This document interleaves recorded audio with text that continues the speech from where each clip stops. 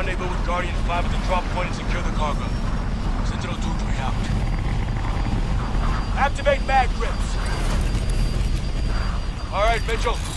Time to bring this bird down.